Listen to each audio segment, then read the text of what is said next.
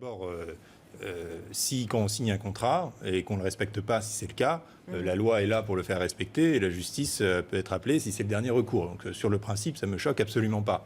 Ensuite, ce qui est intéressant, c'est que en fait, la situation d'Air France reflète beaucoup des maux de notre pays. La situation d'Air France, c'est des insiders que sont les pilotes qui sont hyper protégés et qui ne veulent pas bouger. C'est une compagnie qui, jusqu'à ces 2 dernières années, je salue quand même le travail d'Alexandre de Juniac de ce point de vue-là, n'avait absolument pas fait, avait raté tous les tournants, à savoir le tournant du low cost, qu'ils essayent de faire maintenant, et le tournant du haut de gamme pour les vols long courriers.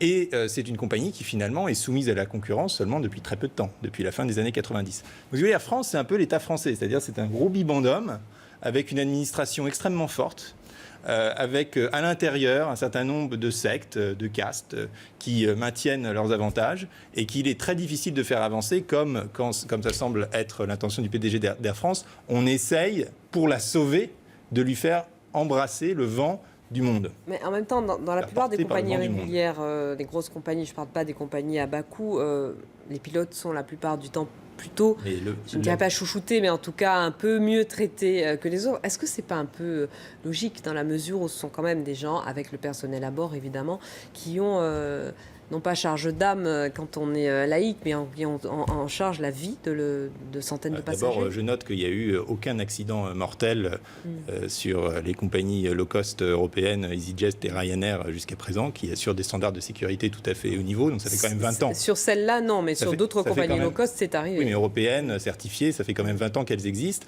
Et d'ailleurs, figurez-vous que EasyJet... Donc on peut maltraiter les pilotes, c'est ce que vous voulez dire. EasyJet est la seule à être certifiée par la NASA. EasyJet est la seule compagnie financée par la NASA. C'est une compagnie hyper sûre. Et deuxièmement, le low cost, c'est pas seulement que c'est un autre mode de voyager, c'est que sur le court et moyen courrier, le low cost, c'est l'avenir. Toutes les compagnies vont devenir des compagnies low cost. C'est d'ailleurs ce que fait Air France avec Transavia. Donc les compagnies à bas coût, les conditions...